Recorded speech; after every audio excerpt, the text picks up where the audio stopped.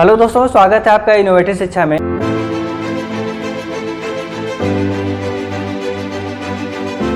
Hello दोस्तों, स्वागत है आपका इनोवेटिव शिक्षा में। आज की इस वीडियो में हम कंटिन्यू करने वाले हैं class 10th mathematics chapter 3 pair of linear equations in two variables के एक्सरसाइज। आज के इस वीडियो में हम एक्सरसाइज 3.1 करेंगे। क्वेश्चन नंबर 1 पहले ही किया जा चुका है, आप पिछली वीडियो में जाके देख सकते हैं, लिंक आपको डिस्क्रिप्शन में मिल जाएगा। तो चलिए स्टार्ट करते हैं आज का सेकेंड क्वेश्चन। तो सेकेंड क्वेश्चन है, the coach of a cricket team buys 3 bat and 6 ball for ₹3900। Later C buys a bat and 3 more balls of the same kind for ₹1300। Represent this situation algebraically and geometrically. इस question में आपको conditions दिए गए हैं, 2 conditions दिए गए हैं, उनको आपको रिप्रेजेंट करना है अल्जेब्रैकली पहले तो, उसके बाद से जब अल्जेब्रैकली रिप्रेजेंट कर पाएंगे उसके बाद उसी क्वेश्चन को ग्राफ पेपर पे जियोमेट्रिकली रिप्रेजेंट करना है या फिर प्लॉट करना है। तो चलिए स्टार्ट करते हैं आज का क्वेश्चन। तो इस क्वेश्चन में एक कोच है क्रिकेट टीम का, वो क्या खरीद रहा है, 3 बैट खरीद रहा है, 6 बॉल खरीद रहा है, तो उसको पे करना पड़ रहा है ₹3900। बाद में वो एक बैट खरीद रहा है और 3 बॉल खरीद रहा है, तो फिर आप उसको पे करना पड़ रहा है ₹1300। तो अगर आपको एक बैट का प्राइस और एक बॉल का प्राइस पता हो तो आप क्लियरली बता सकते हैं कि 6 बैट का प्राइस कितना होगा, 6 बॉल का प्राइस कितना होगा, एक बैट का प्राइस कितना होगा, 3 बॉल का प्राइस कितना होगा, और उसके बाद से फिर उसको ऐड सब्ट्रैक्ट करके फिर आप इक्वेशन कैलकुलेट कर सकते हैं। ठीक, तो यहाँ पे एज्यूम कर लिया जा रहा है कि लेट प्राइस ऑफ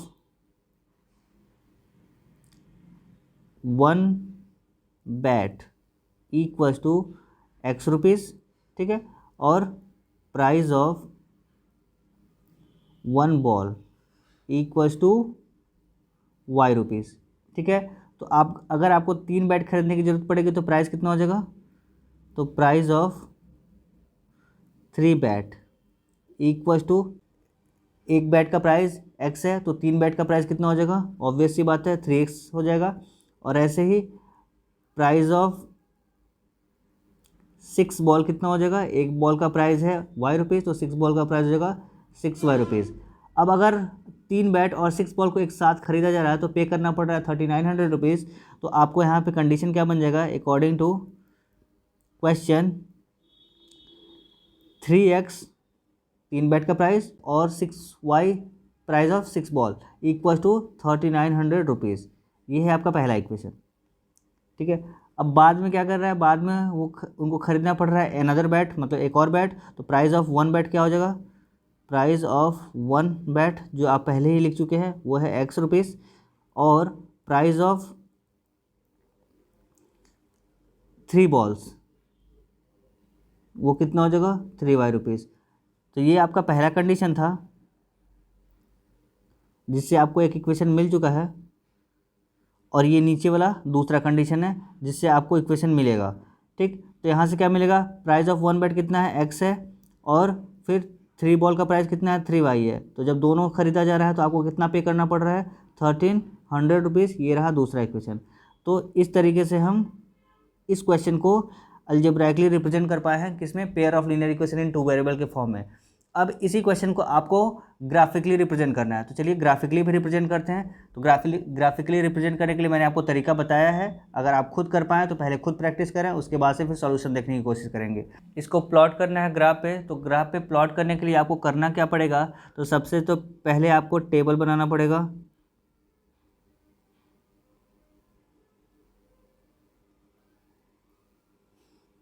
सेम काम आपको इस इक्वेशन के लिए भी करना है, एक टेबल बनाना है और वहाँ पे X और Y की वैल्यू कैलकुलेट करनी है with the help of equations.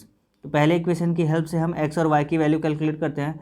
तो आप क्या करेंगे, X की वैल्यू कुछ भी पुट कर सकते हैं, ठीक है। आपके पास बहुत सारे नंबर्स हैं, X और Y क्या रियल नंबर्स होते हैं, तो X और Y में कोई सा भी रियल नंबर पुट करेंगे और दूसरे वेरिएबल की वैल्यू कैलकुलेट कर लेंगे। तो यहाँ से अगर मैं X की वैल्यू, इफ़ X की वैल्यू 500 ले लेता हूँ पहले इक्वेशन के लिए, 3 × 500 + 6Y = 3900। यहाँ से जब सॉल्व करेंगे तो आपके पास आ जाएगा 1500 + 6Y = 3900। इसके बाद से सॉल्व करेंगे तो क्या आएगा, 6y equal to 3900 minus 1500, minus करते हैं तो 6y इक्वल टू 009 माइनस 5 कितना होगा 4 हो जाएगा, और 3 माइनस 1 2 हो जाएगा। तो y की वैल्यू कितनी आ जाएगी 2400 अपॉन 6, और इसको जब कैलकुलेट करेंगे तो आंसर आएगा 400। x की वैल्यू कितने 500 पे 400 आ गया, x की वैल्यू 500 पे 400 आया था। अब ऐसे ही कोई और x की वैल्यू लेके सॉल्व करेंगे, तो मान लेते हैं हम यहाँ पे 700 ले रहे हैं x की वैल्यू, और y की वैल्यू कैलकुलेट करते हैं, तो इक्वेशन में क्या चेंज आएगा 3 into 700 plus 6y equal to 3900, multiply करेंगे तो यहाँ पे 2100 हो जाएगा, plus 6y equal to 3900, 6y equal to 3900 minus 2100, तो माइनस करेंगे तो 9 माइनस 1 8 और 2 माइनस 1 18, तो y की वैल्यू कितनी हो जाएगी, y की वैल्यू हो जाएगी 1800 अपॉन 6, 6 3 जा 300, y की वैल्यू कितनी आ जाएगी 300। ठीक है, x की वैल्यू 700 पे y की वैल्यू कितनी आ रही है 300 आ रही है, x की वैल्यू 700 पे y की वैल्यू 300। अब सेम काम करना है दूसरे इक्वेशन के लिए, मतलब x plus 3y equal to 1300 के लिए। तो यहाँ पे x की वैल्यू मान लेते हैं, लेट x की वैल्यू 100, y की वैल्यू कैलकुलेट करने के लिए इक्वेशन 2 में पुट करना पड़ेगा x की वैल्यू 100, तो 100 प्लस 3y इक्वल टू 1300, यहाँ से कैलकुलेट करेंगे तो 3y इक्वल टू 1300 माइनस 100 यानी कि 1200 हो जाएगा। सॉल्व करने पे क्या आएगा y equal to 1200 upon 3 cancel out होगा तो 400, y की वैल्यू कितनी आ जाएगी 400। ठीक है, मतलब 100 पे कितना आया 400 आया, x की वैल्यू 100 पे y की वैल्यू 400 आ गया।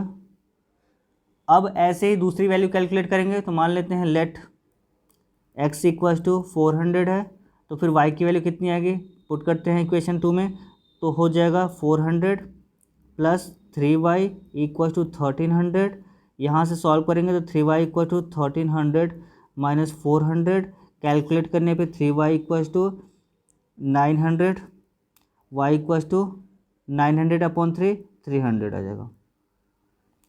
ठीक है, यानी कि आपने जैसे ही 400 रखा तो y की वैल्यू कितनी मिल गई 300 मिल गई। तो उसको चलिए टेबल में फिल कर देते हैं। 400 पे कितना आया था 400 पे y की वैल्यू 300 आ गई। तो यहाँ से आपको क्या मिल गया, यहाँ से आपके कोऑर्डिनेट्स मिल गए हैं। कोऑर्डिनेट्स किस फॉर्म में एक्स वाई, पहले इक्वेशन का कोऑर्डिनेट क्या हो गया 500 400, और दूसरा कोऑर्डिनेट क्या हो गया 700 और 300। इसको प्लॉट करना है ग्राफ पेपर पे, और दूसरा इक्वेशन का जो कोऑर्डिनेट है वो क्या मिल गया 100, 400, और दूसरा इक्वेशन दूसरा पॉइंट 400 और 300। इन्हीं चारों पॉइंट्स को प्लॉट करना है ग्राफ पेपर पे, और लाइंस को क्या करना है दिखा देना है कि कहाँ पे बन रहा है कैसे बन रहा है। ठीक है, तो चलिए रिप्रेजेंट करते हैं इन लाइंस को ग्राफ पेपर पे। तो इनको प्लॉट करते हैं ग्राफ पेपर पे। तो एक बना लेते हैं कार्टेशियन प्लेन।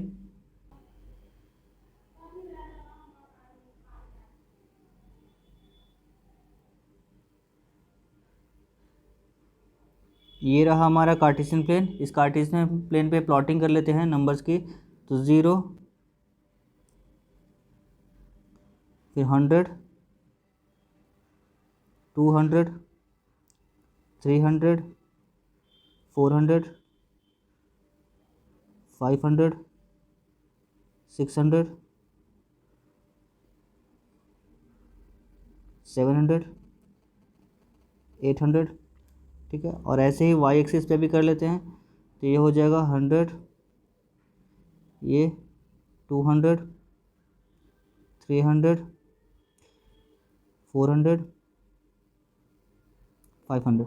ठीक है, ये है एक्स एक्सिस, ये है वाई एक्सिस।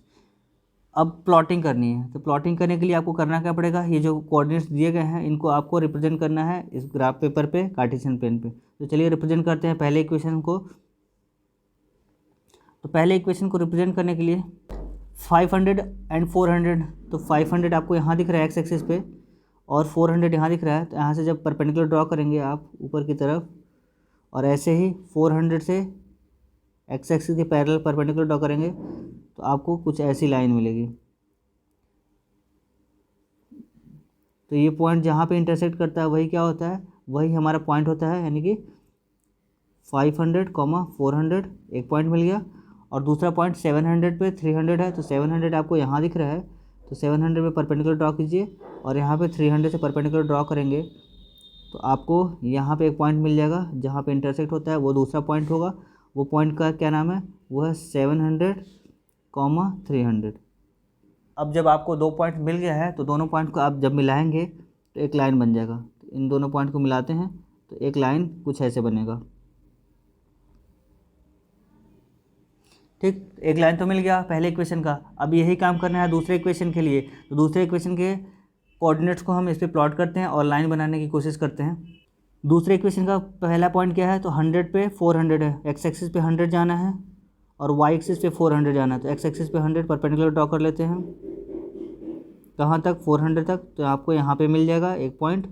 ठीक है, ये पॉइंट का नाम क्या है, 100, 400, 100, 400। उसके बाद से 400 पे 300, एक्स एक्सिस पे 400 जाना है तो यहाँ पे है, और वाई एक्सिस पे 300, तो वाई एक्सिस पे 300 जाने का मतलब है परपेंडिकुलर ड्रॉ कीजिए, 300 यहाँ पे मिल जाएगा। तो ये इस पॉइंट का नाम है 400, 300। ठीक, अब दो पॉइंट आपको मिल चुका है तो इन दोनों पॉइंट को आप मिलाएंगे तो एक लाइन बनेगा फिर से। तो इन दोनों पॉइंट को मिलाते हैं।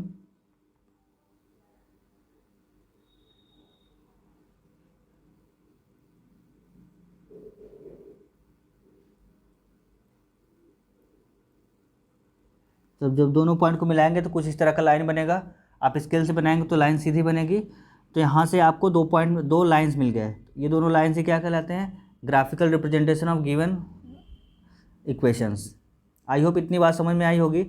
अब ये लाइन क्या कर रहे हैं, ये लाइन कहीं ना कहीं आगे जाके मिलेंगे, फर्दर जाके कहीं ना कहीं इंटरसेक्ट करेंगे। तो इससे क्या मिल जाता है, इससे आपको सॉल्यूशन मिल जाता है। आपको पता ही होगा कि जब दो लाइंस इंटरसेक्ट करती हैं तभी क्या मिलता है, सॉल्यूशन मिलता है। तो जब इन दोनों लाइंस को आगे की तरफ बढ़ाएंगे तो कहीं ना कहीं जाके इंटरसेक्ट करेगा और उस केस में आपको सॉल्यूशन मिलेगा। आप चाहें तो इसको चेक करने के लिए रेशियो मेथड यूज़ कर सकते हैं। A1/A2 इक्वल है B1/B2 के कि नहीं। अगर नहीं इक्वल होगा तो फिर क्या होगा, सॉल्यूशन मिलेगा, और इक्वल होगा तो उस केस में हम फर्दर चेक करते हैं C1/C2। तो वो आप खुद से ट्राई कर सकते हैं। तो ये रहा हमारा दो मेथड, ग्राफिकल रिप्रेजेंटेशन और साथ में algebraic representation of given question. I hope इतनी बातें आपको समझ में आई होंगी।